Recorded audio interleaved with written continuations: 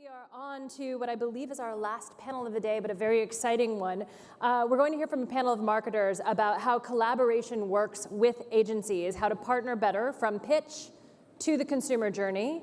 IDCOM CEO Tom Denford is here to moderate the discussion with marketing leadership from my very own client, GSK Consumer Healthcare, Bayer US Consumer Healthcare, and Mars.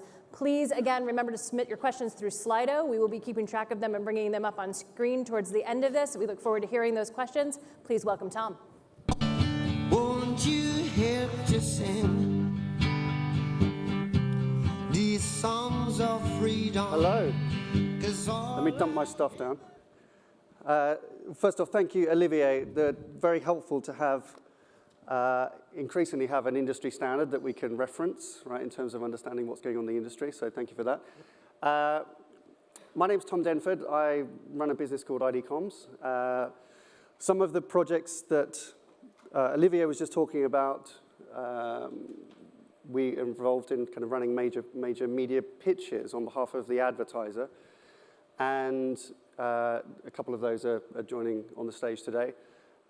One of the things, if you don't know anything about our firm, is that we work for the marketers. There was lots of discussion this morning about trust and transparency. I think it's important that people in our position don't charge fees to agencies for what that's worth.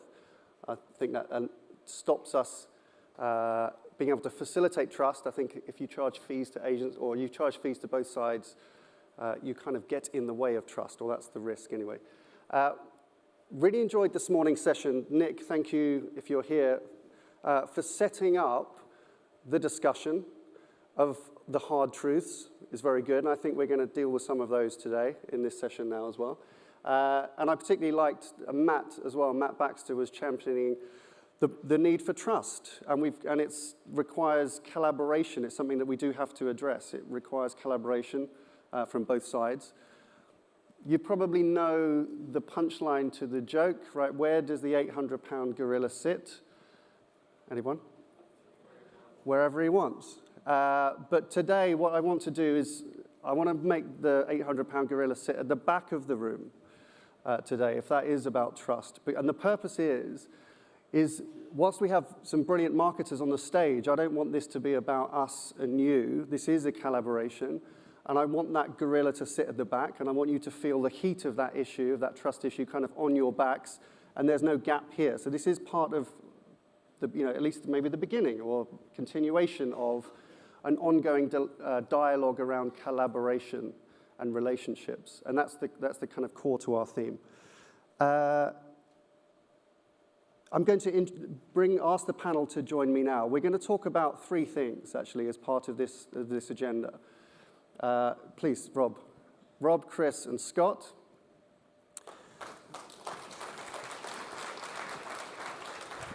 And I'm going to ask, I'll allow each of them to introduce themselves instead of me messing that up. So please take a seat. We're going to talk about three things. I think this will be very helpful because I think it's important to listen and learn really from the marketer's perspective, obviously, as you kind of shape your future. This is about making decisions. We're looking ahead. We're going to look at exactly what the role is of a media director, because that's changed a lot, so we've been discussing that a lot. Also then we're going to think about then how has that impacted the scope and the role of an agency as a partner.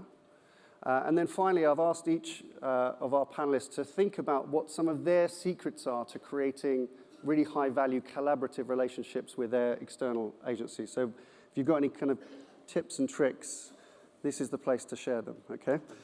Rob, so let me start with you. If you could introduce yourself. Yeah, sure. Rob Rakowitz. I head up media at Mars. I've been in role now for 4.5 years and surrounded by people I know and love and trust in the room because I actually came over from the agency side. Good. Chris? Hello, everybody. I'm Chris Meringolo, and I have led media for over 15 years for the brands that have gone from Shearing to Merck to Bayer. And I now oversee all of our agency relations, content management, and our consumer relations, hence consumer engagement. And I'm Scott Grenz. I'm the global head of media for GSK Consumer Healthcare, based in Warren, New Jersey. I've been in that role for going on 10 years now. Good. Okay, thank you. Well, welcome. So we're going to start, first off, we're going to talk about what it means to be a media director, because I think that's quite helpful. We don't often get the chance to actually define what that is, and I know it's very different for the three of you, but that role has been changing a lot. A mutual friend of all of ours, Jerry D'Angelo at P&G, talks about the adjacencies of that role, right, that you're touching so many different bits of the business. So for you, you've been 4 and a bit years now at Mars, so how has that, and that was the first client-side job. Absolutely. What was it been like? How has that changed? And what do you think a media director's role is? Yeah, absolutely. Well, I think media director's role has probably mushroomed over the last few years, and I probably would venture to say this is true for all of us. Roles and responsibilities have mushroomed, but our salaries have not, neither of our teams, right? Little ploy here for, increase in salary. But in all seriousness, really what we're charged to do is make sure that media remains relevant to the organization and the growth agenda, and that we're also safeguarding its sustainability. When we talk about relevance, it's making sure that it connects better into the rest of the business, that it's connecting better to creative, so it's not just about delivery of a campaign, but it's actually about contribution. It's about triggering the right sort of change within the organization so we can start talking about data. I would probably say that from a media perspective, we've been at the forefront about triggering the conversations on our side in terms of how we actually look at different marketing models, and we actually constructed this framework for the rest of the organization, which is absolutely great. Then when we talk about sustainability, it's really about making sure that we understand all of the pitfalls that were discussed earlier this morning. There was trust and cost and quality, there's the issues with digital media, and really what we've got to do is take into account what is the nucleus of this ecosystem around consumers and advertisers, the agencies, the publishers, the platforms, and realizing that at the end of the day, we're the ones, the advertisers, who have to set the tone for a sustainable marketing and media ecosystem. And without a healthy relationship at the core of it, the nucleus, between an advertiser and its agencies, the rest of the ecosystem is going to fall apart. As the saying goes, the fish would stink from the head. And really what we're trying to do as media directors is create a media operating system or an app, make sure it's more ownable, because all of this conversation that you have around trust and bringing things in-house, it's really about making sure that you actually own what you're doing in media. It's making sure that it's actually agile and moves at the speed of data, and that it's actually transparent, and that the right commercial terms are set up so everybody wins at the end of the day. Yep. Good. Now, and Chris, you've been 15 years, I think, right, on the advertiser side. So you've probably seen more change than all of us in those roles. And so what's been your observation of what the role is now of a media director and how different that is to maybe expectations? All right, let me see what I can say, because you covered a lot of good territory. So it's interesting, having been on the media side, on the agency, and then spending the last 15 years of doing it on the client side. Obviously, it's much more complicated because there's a whole lot more to work with. But I think, as Rob, just to build on what Rob said, I mean, we really are gatekeepers in many ways, gatekeepers of the data, gatekeepers of making sure that we're keeping the consumer at the center of all that we do. And what I'd say a really critical role that media plays, particularly on the marketer side, is making sure that our marketers really understand that journey and know how to make the connection with the messaging and what the consumer is looking for and how the value intersects those different points to make sure that we're communicating in an effective way. And then I'd also say that beyond that, one of the big challenges as the leader of media now is that because it is one of the largest investment areas for a company, that there's a lot of pressure to maneuver spending every quarter for the portfolio across our media to look at how we help manage any financial needs for the company in a way that is productive as opposed to reactive. And that's very hard, as many of us know, that we have to answer to our shareholders. So that's how I'd say it's changed. Anything to add, Scott? Like, they've covered a lot there. Yeah, no, this is the, I guess the benefit of going third to a question, because I just get to like put the cherry on top of the sundae here. So, you know, for me, very well said by both my colleagues here. The thing that I would add to it is just the pace of change that we're dealing with, and the visibility that media gets within an organization has really ratcheted up over the course of the last couple of years. And one area that I'll just cite here is around data. So, you know, we're a consumer healthcare company, so obviously we're not masters of data. We're not like a performance marketer per se, such as an Under Armour as an example. So for us really to help build up our company's first-party data so that we could leverage it in how we go to market and how we drive brand growth. If you look at what's happening in the marketplace now around third-party data with all the regulations that are coming out, more and more third-party data streams are going to get squeezed down to being unusable. And so really where it's going to be won and lost for marketers is how good are they at responding to this opportunity more than a challenge to really start leveraging their own data. So for me, it's like really less about media itself and more about helping find ways to further accelerate what we're trying to do from a media perspective, if you know what I'm saying. So the role, I mean, the role's spread thin, right? I mean, there's so many things you have to kind of keep on top of, and you've just listed a whole bunch of things that you have to do. I mean, let me just follow up quickly, Scott, then with you. How much time does that give you to invest in the relationships with the kind of the people on the agency side? If we say, you know, to invest in these human relationships, do you have enough time to do that? Well, I mean, there's certain things you have to make the time for, but I think, you know, if we're going to kind of pivot into a discussion about trust, you know, now is a good time to do that, because I think if you really have a good agency partner and there's trust and transparency that's kind of built into it, honestly say, these are the things that I need to kind of pay attention to, and therefore, you know, if we look at the total sum of the things that we need to get accomplished, there's got to be trust to get those other things kind of over the line and make sure they're delivered with excellence and, you know, to the brief that you're able to give in the time that you have.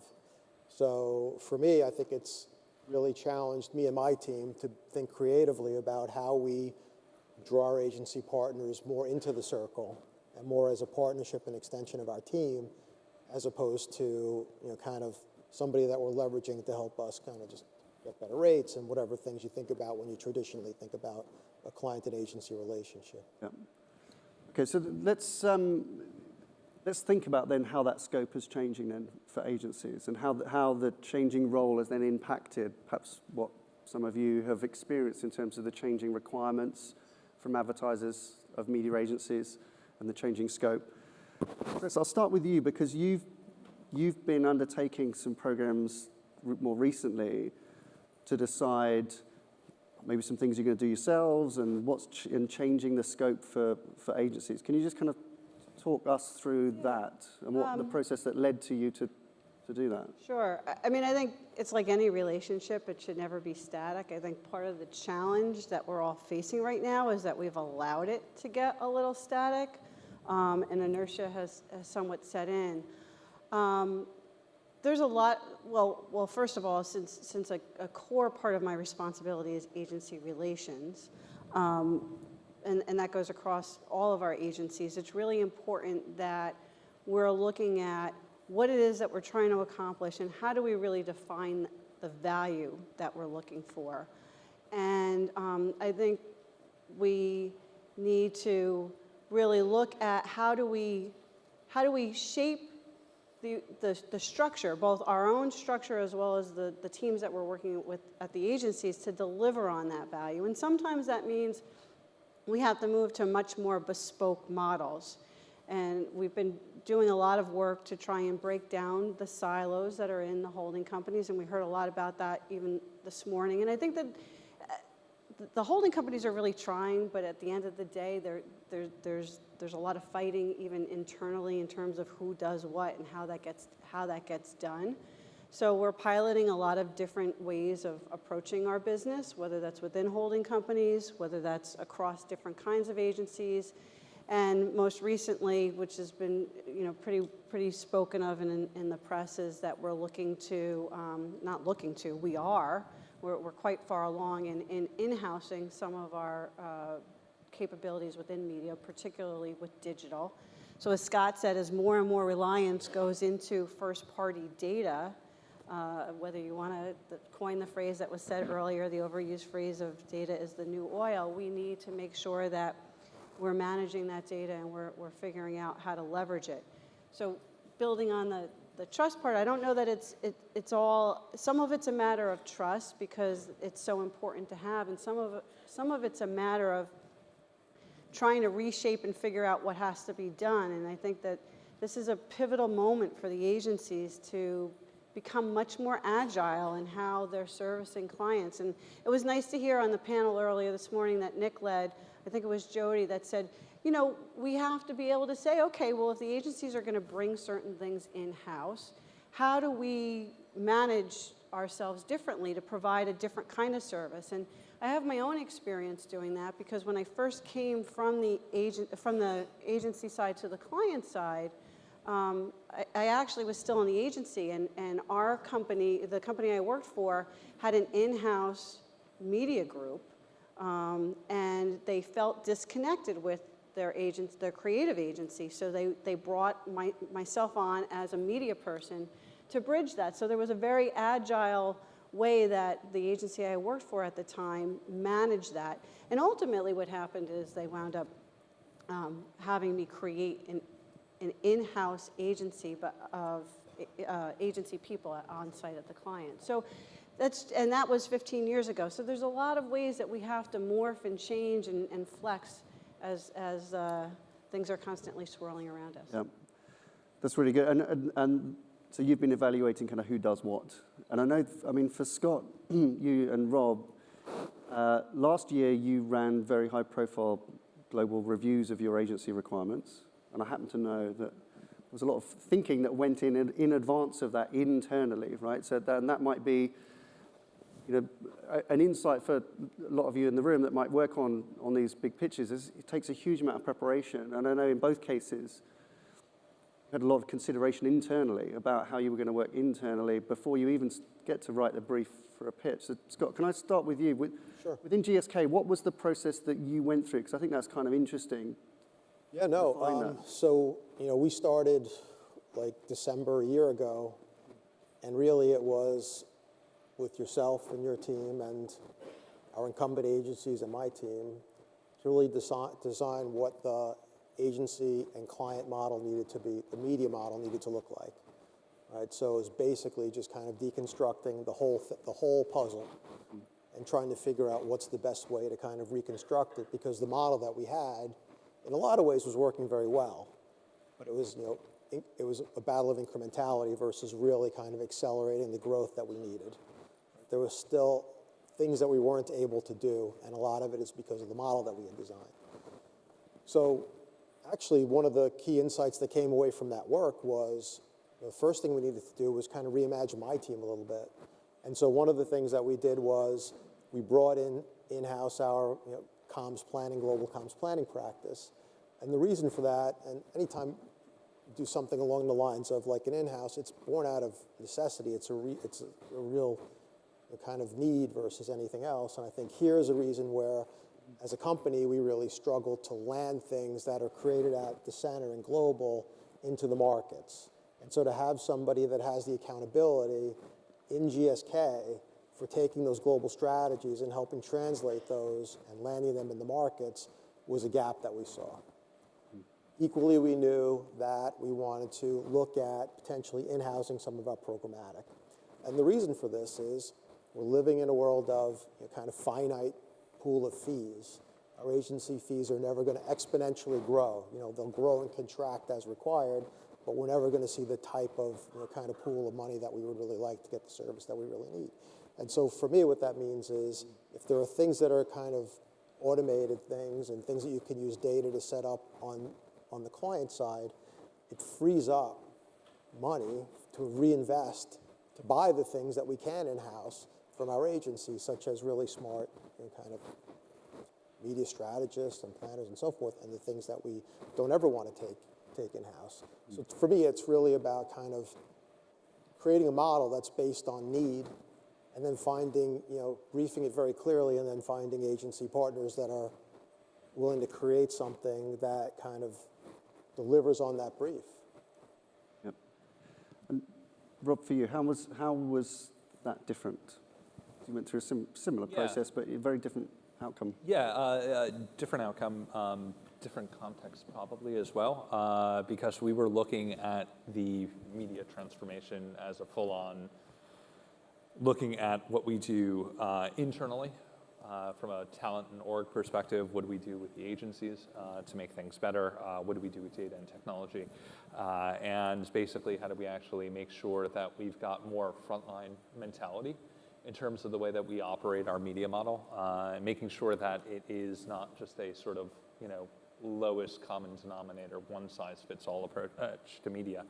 So that really required a good deal of how do we actually construct an overall change agenda and transformation that would drive ownership back into the media model. Because again, like I say, all of this bit around trust and sort of control, in-housing, these are all elements of people saying, I want more ownership over media. And that's a wonderful, wonderful thing if you're either on the client side or on the agency side. The fact that people are more engaged with media, absolutely a wonderful thing.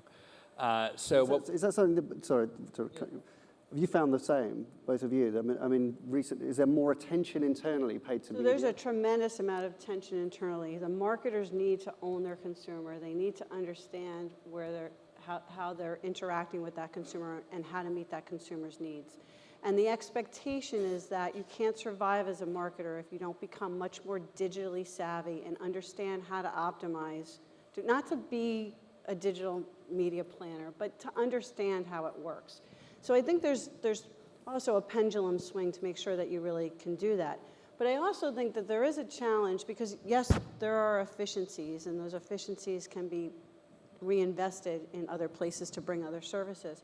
But I do think that there is a challenge in many of the agency models right now to put the right talent in the right places, and talent development, especially at that mid-senior level, I think has been lacking over the last years, and not keeping pace with the changes in the market. Because again, it goes back to if that value is being provided somewhere else, and you as a marketer can harness it, then you don't need to do it yourself. You can get it there. And I think some of that's come over time from the need to create more functional expertise within the industry, so that we've sort of lost those strategists that really understand the consumer and how they interact across all media.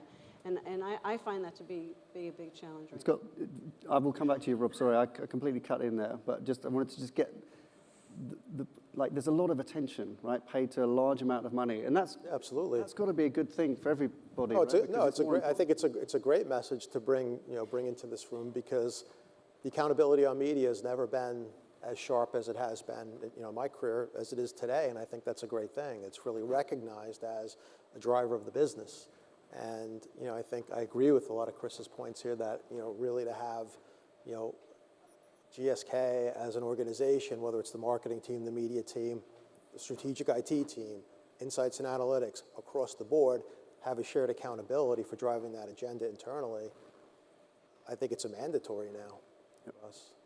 Good. Sorry, Rob, please continue. I interrupted you, but I just want to make the point. I mean, there's a lot of attention, there's a lot of money at stake, and this is the ground upon which we can now all start to build, right? So you were talking us through the process. Yeah. So fundamentally, the agency partnership was a major element of the change agenda that we've been driving, and the idea of how do we actually drive more ownership and more agility, because the idea that we basically need to make sure that whatever we're doing in media, whether it happens to be in the US for a small regional brand, or whether it's in China for a massive brand, or in, let's just make it up, Italy for a regional brand. Again, I mean, what we practice with the agency is the model, what happens in data and technology, what happens in the actual campaign, it's all got to fit. And at the end of the day, what you're having to do is recognize that there is change on, probably to the third power, is what I'd like to say. It's, change in the organization model. It's change in capabilities, and that sits at both the client side as well as the agency side. And then there's change actually in the campaign. And how does it actually, what does the work, how does it look differently? And how is it actually come to bear? And I mean, like, I'm really, really happy that, you know, I've got a book yay thick on my desk that shows media case studies and how we've changed its operating model and how it's translated into business and brand success. And that ultimately is a wonderful legacy for a partnership. Yep. It's good. And I know I've been privileged enough to see that quite firsthand. So it has been amazing to see how the organizations change as well. This is not just running a pitch and the switch of an agency, but it's impacted hugely internally.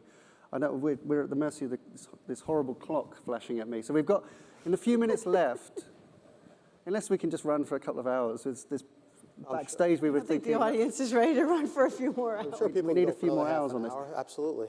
The one thing I wanted to get you to share is that, you know, you are key stakeholders in massive relationships. When it comes to the media dollars, which are high value, right? It's a high value relationship, but you're typically the key stakeholder between two large organizations, the organizations that you work for, and then the large agencies that you work with.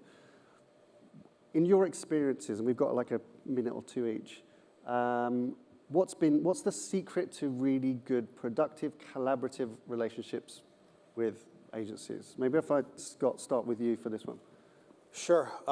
So I think for me, it's, you know, the secret is, you know, transparency and partnership. I think that's really, you know, kind of the message that I would want people to take away from here is that if you have an agency partner that's really invested in, you know, truly driving your brands and moving your business, and they're willing to potentially look at things a little bit differently than maybe they have done with other clients and do something that's kind of, you know, bespoke for the challenge at hand, and also willing to be agile because as the pace of change continues to amp up, what I need in 2019 from my media partner agency and what I might need in 2020 could be two different things.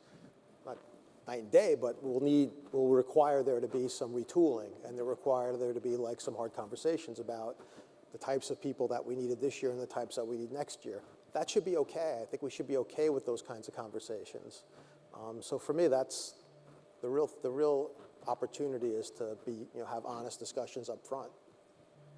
And Chris? Yeah, I think probably same message, different words, and candor and honesty. I think both sides have to, both partners in this have to be open and honest with one another in terms of what they think will work, what they won't. What I find is, especially when you have long-term relationships, is you start to think like each other or just do what you know is going to be the least path of resistance.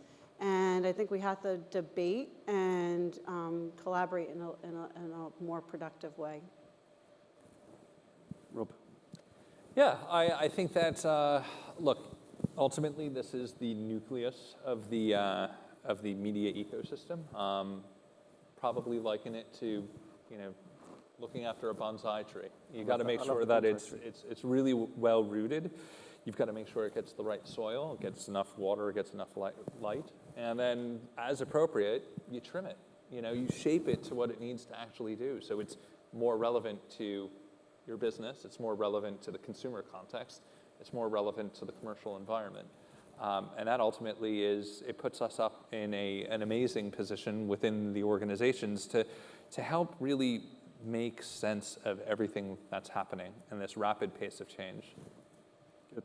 I love the bonsai one. You've said that before. And it grows so slowly as well. You have to nurture it. So anyway, that's good. Some learnings there. I think we're kind of running out of time. So let me just take the opportunity to thank Scott, Chris, Rob. Really appreciate it. I hope you've taken something from this. Scott, you're jumping on a plane, but I think Chris and Rob are hanging out here for a little while so you can build relationships later. I'll try to squeeze a drink. Should we do some questions? Yes. All right, excellent. All right, this has been eye-opening for me, especially since I now get to work with Scott, so thank you. I've loved all of this. I've got notes for the team for later. All right, I have some questions for you guys from our audience. So how do you determine the roles that should be in-house versus areas where you believe an agency partner could be more valuable?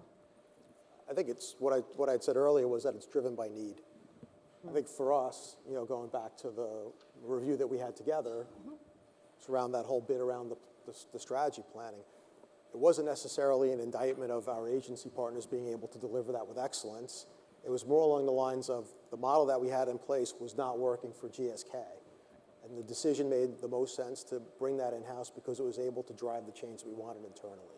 So I think it's really based on where do you think it can really make a difference and really step change what you're doing. So. That's great. Can you discuss, any of you, discuss the power of collaboration when you work direct with media, traditional, as compared to or inclusive of your agency partners? The power of collaboration When you work direct with media partners. with the media, the sellers. That's how I read it, at least, with the media partners. We were having this conversation earlier, and I lead the U.S. now. I have had global roles. I think since we're talking to a U.S. audience, it's different depending on where you are in the world. I think it's very important for the client side to be collaborating with the media because no one knows the brands like we do. But I'm a firm believer and always have been that you need to do that together with your agency partners, and that you can't be having three-way conversations. You get the best product when you all sit at the table together. I think that's the way that I would describe it is move it away from kind of a triangulation relationship to more of a kind of a virtuous circle. Yeah. Like we should all be going after the same. It's our agenda because we're the advertiser, but we should all be kind of chasing that together. Yeah, true. All right. How do you merchandise your agency's activities to your internal clients and stakeholders? You want to start on that one? Yeah, so that's obviously a really good one because, look, at the end of the day, what you want to do is make sure that everybody really appreciates what is coming out of the partnership and the value and the growth that you're driving from media. And really, value is a great thing. I mean, like, I actually think we had our chief procurement officer actually stand up and talk about value of media, which is like, whoa, did that really just happen? Because it's not around sort of cost or anything like that, which is a really great thing. So in terms of driving the appropriate level of visibility in terms of the value, it's making sure that you're creating the right forums across the business units and then within the business units, and just being really, really intentional about creating the forums and the process and the discipline, so people actually take time out to actually talk about what value did we create, and then what did we learn. And this is really about taking the growth mindset into the organization and really celebrating great work. And this ultimately has been probably the biggest soft factor that you can contribute to your own media people internally and also to the agency partnership. Really important. Appreciate that too. At the ANA In-Housing Conference, trust and collaboration were the reasons for success. So why is it so difficult in the traditional AOR relationship? So I was on that panel. So I know you were. I suppose I should take this question.